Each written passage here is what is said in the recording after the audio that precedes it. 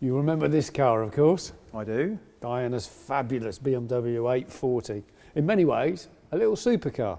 Well, not that little a supercar, and really rather beautiful. I've always liked these. It really holds its looks well, doesn't it? But this is how we got started. We did the screen test for Supercar Mega Build with this car, didn't we? We did, I remember that. That was quite a launch into television, or rather a relaunch into television, because if you remember, we had a little dabble. We did, about year 2000, wasn't it? Yeah, a programme called Panic Mechanics. Yeah, for BBC at Pebble Mill. Yeah, well, Pebble Mill was still there. Yeah, it was a great old place, wasn't it? It was lovely, purpose built. We had their garage. Yeah. Oh, wonderful facility. Yeah, and we met Ed China. We did. Um, Paul Burnham. Yeah. And Andy Saunders. That's right. There were the four of us. Yeah. On the screen stuff, and you built some amazing vehicles for the series. Yeah, that double-ended thing. Daisy. Yeah. Daisy, was it? Daisy, the double-ended I disaster zone. Yeah. Yeah, and that was quite an interesting thing, because that was mostly filmed with cameras in the workshop, and they filmed everything, and then they edited it and cut it to make the story. And then we did some specific things, whereas Supercar Mega Build. Well, that was a different story. Because we were the presenters. Do you remember? Because Trevor Nelson was the presenter for Panic Mechanics. Oh, yeah. We weren't the presenters. None of us were the presenters. So in Mega Build, they usually only had 1 or 2 cameras. Correct. So when you see things from different angles, that means we had to do it again.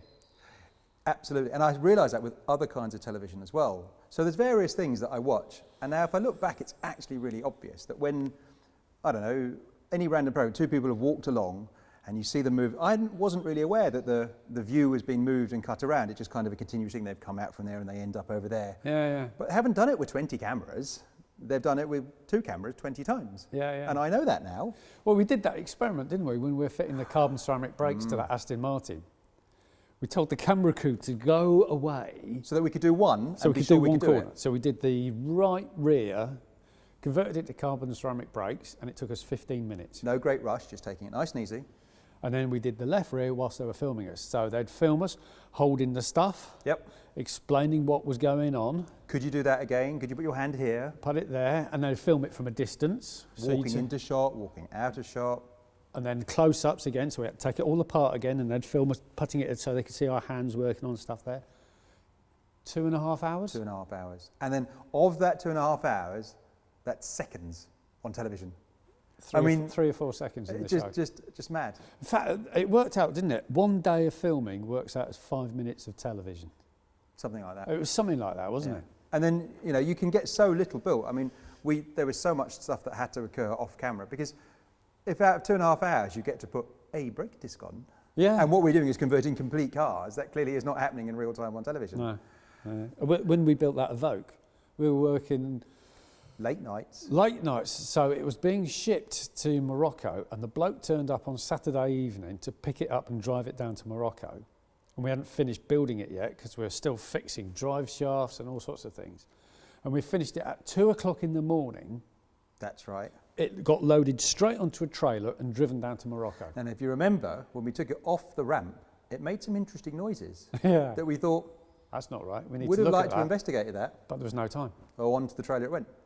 And one of the things I hadn't appreciated, and I think neither of us had appreciated, is we'd have these discussions with the television people, and Yeah. we'd say, like, okay, if you build this thing, I mean, it's a fag packet calculation, not bad, but there's bound to be something that needs a little bit of fettling with. Yeah. So if you build this thing and there's no testing, the first time you use it, stuff will break. And then what normally happens is you then fix the things that break, and then you have a thing that works.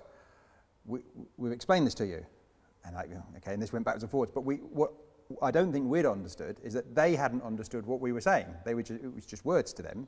Yeah. So when we said, In fact, that's true of all of the engineering. They were just going, yeah. And then we'd build something and said, right, this needs testing because we haven't had any time to do any calculations. It's all guesswork. Something will go wrong. It's complicated. We need to test it, fix it, refine it, and then it's ready to go. Yep. Straight into shot. We're going to use it now. We've got one go at it, and that's it. Yep. And for many things, surprisingly, we got away with it. I mean, that car we built went to Morocco, and inevitably, we ended up with one-wheel drive after a period of time. But it did drive around for quite a long time.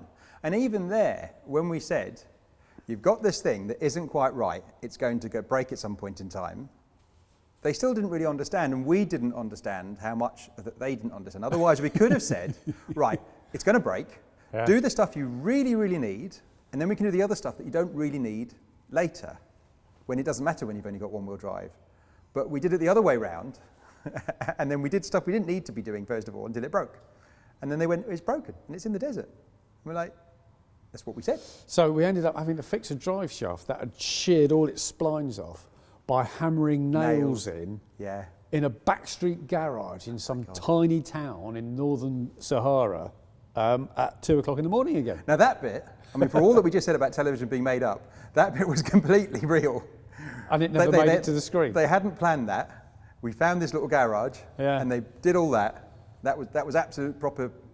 Something would go wrong. We found a way of fixing it on the day, but it doesn't work. Brilliant. Television has to be planned. And that's the thing, because we met some amazing people on this show. We did, yeah. Properly amazing. All over the people. world. I mean, do you remember we were going out to Japan? Do you remember that Japanese, the custom car place we went out to?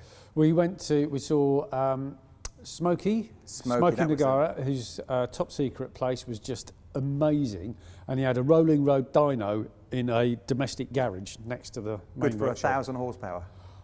It's just such a cool bloke. And I was going to say a little Japanese, not just a little, but walking down the street, I wouldn't have seen anything special. It's just a light little man. And the workshop was sort of from the outside just looked like a unit, but inside was Absolutely proper that thing of everything being absolutely correct. And then we went to see Liberty Walk, didn't we? Oh my word, yeah. They had some amazing those Lamborghinis on there and all On the that floor. And they'd done the styling as if, taking styling tricks off of Air Force planes. Yeah, and we spent a day in his workshop in 38 degrees C heat, 100% humidity, and that never even made it onto the telly. I know. Infuriating, isn't it? That was proper warm out there. Oh, it's a lot though. You do it again?